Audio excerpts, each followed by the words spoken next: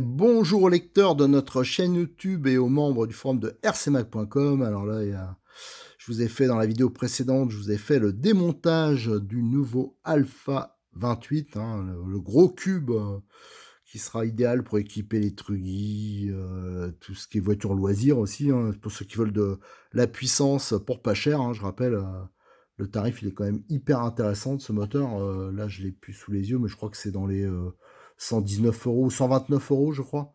Donc c'est quand même très raisonnable, surtout pour la qualité.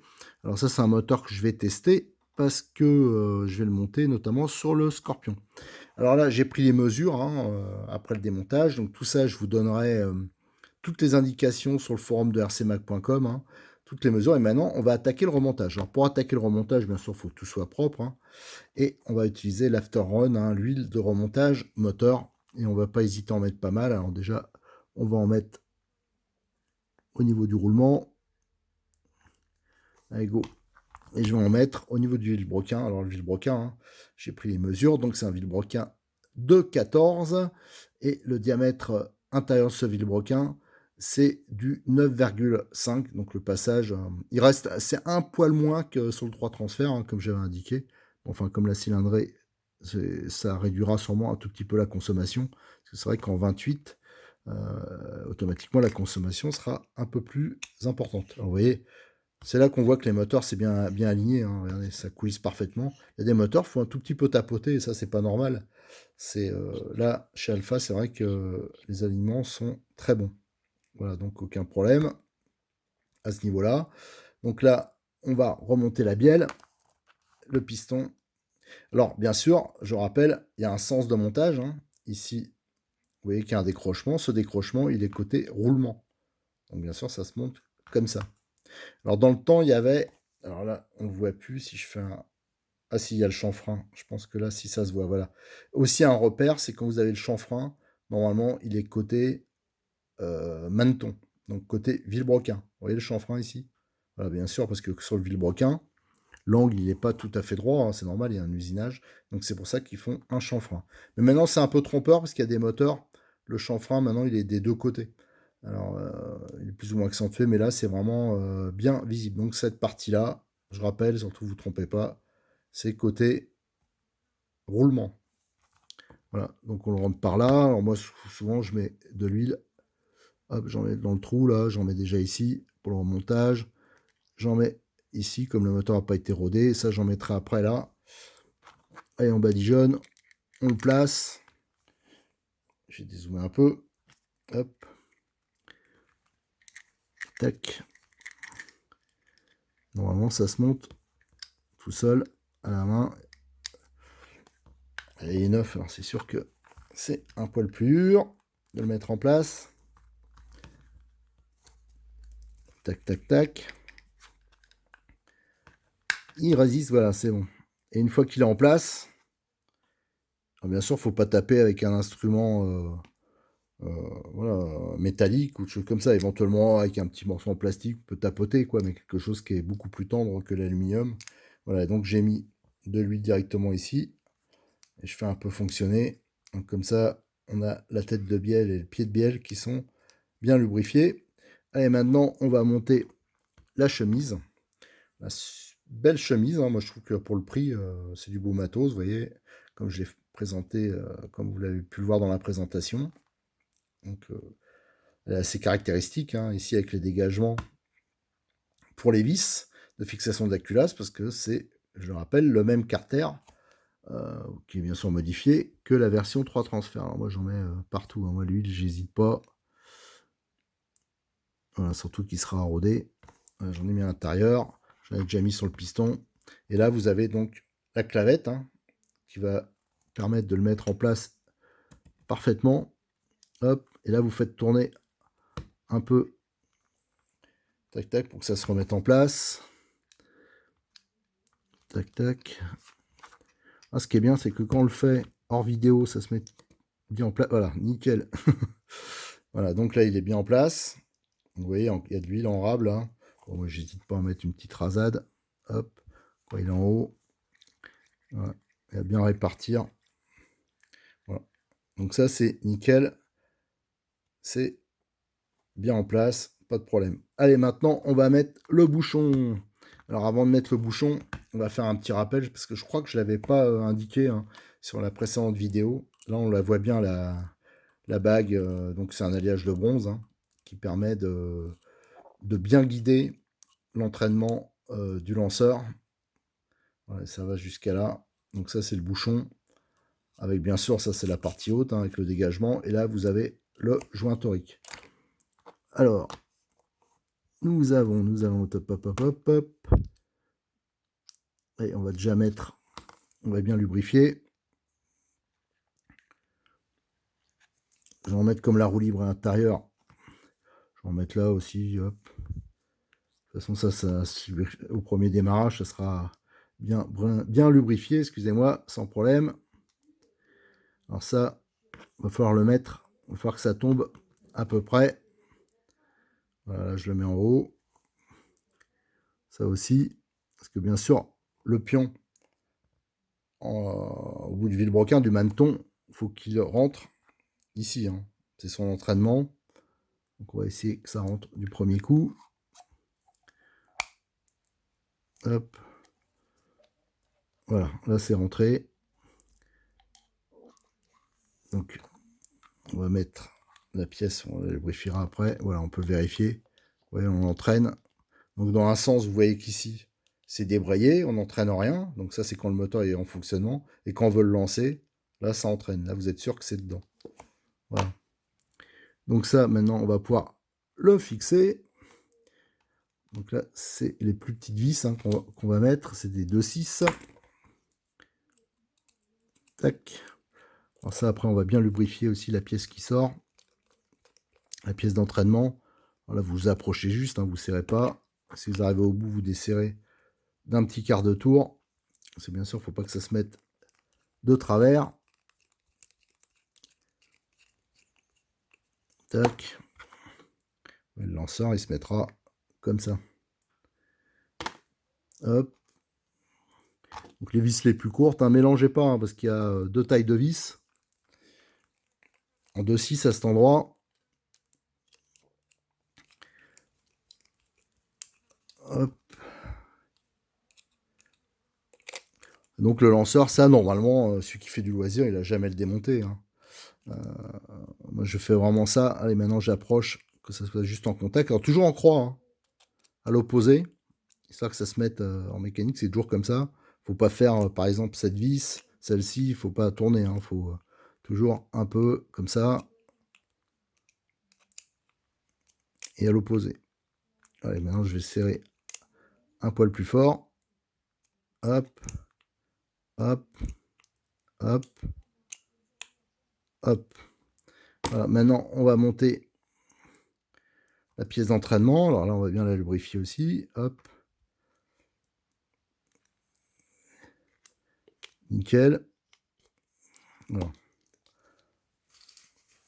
La pièce d'entraînement, elle est montée. Je refais un petit coup là. C'est vrai, j'aime bien que ce soit quand même serré, mais il ne faut pas trop insister. Hein, les moteurs, ça a vite fait de foirer les vis, surtout qu'elles sont assez courtes. Là, le lanceur, voilà, on le monte. Pas de problème, mais maintenant, il suffit. Là, c'est les vis qui sont un poil plus longues. Ça, il n'y a pas besoin de le serrer comme un malade. Alors, je vous dis, hein, le lanceur, hein, comme je dis, moi, ça fait quand même très longtemps que j'utilise des moteurs à tirette. Hein. Pourtant, je viens du monde de la compétition. Moi, j'aime bien. Quand c'est bien réglé, alors par contre, c'est l'enfer. Quand le moteur il est mal réglé ou qu'il est mort ou un truc comme ça, la tirette, ça peut devenir très compliqué. On peut se niquer les doigts. On peut, voilà. Mais par contre, quand on connaît un peu, que le moteur est en bon état, qu'il n'y a pas de problème d'allumage, tout ça, c'est vrai que c'est super pratique. Alors, la plupart du temps, hein, vous pouvez utiliser tirette, mais aussi utiliser un banc de démarrage. Hein, ça n'empêche pas d'utiliser le banc de démarrage, la tirette. Hein. Donc, il y en a qui l'utilisent notamment pour le rodage. Ils démarrent au banc et après, une fois que c'est rodé, ils font la tirette. Bon, moi, personnellement, pour l'instant, j'ai toujours fait l'ensemble avec la tirette et j'en ai jamais cassé. Par contre, j'en ai réparé pas mal, quoi. Alors, la plupart du temps, c'est parce que les gens, ils noyaient le moteur. Alors, quand il y a le moteur, il est noyé, ben, ça force beaucoup plus et au lieu de vider le carburant qui est en trop, ben, il y en a plein qui ont tendance à forcer. Et ensuite, ben, ça bloque tout et on explose ben, soit la corde, soit le ressort. Et là, c'est le début de la galère. Voilà. Donc là, ça fonctionne parfaitement. C'est hyper libre en plus. En plus, on peut voir, celles-là, elles sont pas mal parce qu'elles sont guidées. Ça, elles l'ont pas toutes. Il y a un petit bague en laiton qui guide la corde. Donc ça, c'est pas mal. Et là, c'est une partie qui est souple. Voilà, donc c'est pas rigide, donc ça permet voilà, de prendre des angles sans tout exploser. Alors, on va remonter la culasse. Alors, je rappelle, hein, la culasse. Alors, je vais regarder un petit truc parce que justement, quelque chose que j'avais pas noté. Alors, comme j'en suis pas sûr, je vois que dans mes notes, c'est pas pris. L'épaisseur du joint qui me semble hyper fine, ouais, c'est du 1/10. Donc, il n'y a qu'un seul joint. Et on va regarder, là, c'est un peu une caractéristique, hein, c'est qu'il faut faire correspondre, voilà, c'est pas les joints comme sur les 21. On peut voir qu'il y a une encoche. Alors, il faut que ça reste en face. Voilà. Alors, je vais regarder la culasse. Bon, ça, on s'en fout un peu le sens. Et clac. Et on va essayer de voir. Normalement, voilà, ça c'est bon. Donc, il faut bien sûr faire attention comment est monté pour que ça tombe en face. Voilà, et que ça se décale pas parce qu'autrement, le joint, vous allez l'exploser. Tac, tac, tac.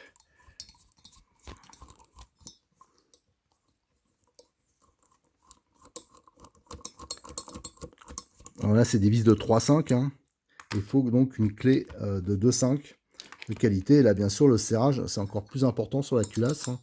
Une fois que vous aurez mis toutes les vis, vous les aurez approchées. Alors, bien sûr, pas de tournevis électrique, pas de choses comme ça. Dès que vous êtes en contact, vous desserrez un peu. Et après, c'est là que c'est important de faire un serrage en croix. Enfin, en croix, ouais, en opposé. Pour éviter qu'elle se mette un peu de travers. En fin de compte, c'est exactement la même chose que sur les culasses de voitures grandeur. Hein. Il y a un sens de serrage, il y a des couples. Bon, on n'est pas encore à mettre des couples, mais pourquoi pas. Hop. Alors j'ai aussi démonté le carbu, vous allez voir. Voilà, c'est pour prendre des mesures, pour comparer. Parce que j'ai vu que c'était pas le même. Alors là, j'approche. Voilà, là, je le mets en contact. Hop, et là, je vais à l'opposé. Voilà. Et maintenant, je vais serrer un peu plus fort. Hop. Alors, bien sûr, c'est pas besoin de serrer comme des malades. Mais bon, il faut quand même que ça soit étanche. Voilà, à l'opposé. Voilà, à ce niveau-là, c'est nickel. Voilà, maintenant, il nous reste juste à monter. Donc, la buse la clavette du carbu, plutôt. Alors, comme je disais, elle est en une partie, enfin en deux parties. Mais par contre, il n'y a pas les joints toriques qu'on trouve sur les modèles plus haut de gamme. Voilà. Donc, c'est juste qu'il faut faire attention un peu à l'étanchéité. Mais vu qu'il y a deux joints toriques sur le carbu, je pense qu'il n'y aura pas de problème. Donc ça, c'est pas besoin de le lubrifier.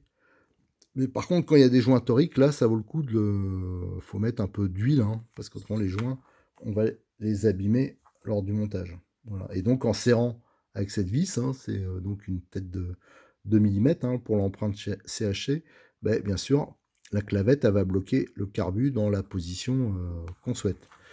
Alors, le carbu, je l'ai démonté, du moins en partie. Hein. Vous voyez, j'ai démonté le boisseau. Alors, contrairement à la version 3 transfert standard, là, ça se rapproche plus des versions haut de gamme. Alors, déjà, à cause de la rotule, hein, du système qui permet d'actionner le carbu sur le boisseau. Et donc, vous avez les repères.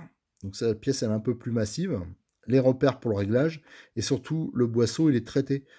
Sur les versions 3 transferts début de gamme, c'est la pièce standard qui est noire. Voilà. Alors attention, il y a un sens de montage. Ici, vous voyez, il y a une saignée qui est beaucoup plus profonde. Celle-là, c'est pour la vis de ralenti. Voilà, donc on va voir au montage, hein. Ici, j'ai desserré la vis de ralenti qui rentre, donc ici, dans cette gorge. Voilà, donc ça, quand on fait le remontage, attention de ne pas marquer. Bien sûr, si on serre la vis ici et qu'on n'est pas dessus, qu'on est à côté, on risque de marquer cette pièce qui est en aluminium, qui est traitée, mais qui est en aluminium. Et on peut voir ici, il y a des petites saignées. Alors ça, toutes ces saignées, c'est pour déjà laisser échapper l'air, hein, du soufflet, tout ça, et surtout pour avoir normalement un meilleur retour du ralenti. Et ici, vous avez l'aiguille de reprise, hein. Donc la vis de reprise, le réglage, il est ici, et ça, c'est l'aiguille. Donc bien sûr, il faut toujours s'assurer qu'elle soit dans un état parfait, il ne faut pas qu'il y ait de saloperie. Alors on peut voir la vis, donc elle est là. Donc on va faire correspondre la commande ici. Alors je vais mettre une petite goutte d'huile avant de monter. Il faut toujours s'assurer sur un moteur, mais bon, il n'y a pas de raison que ça s'abîme, mais que le soufflet soit en bon état. Vous voyez là, je mets en face. Voilà, je guide en face comme ça, tic.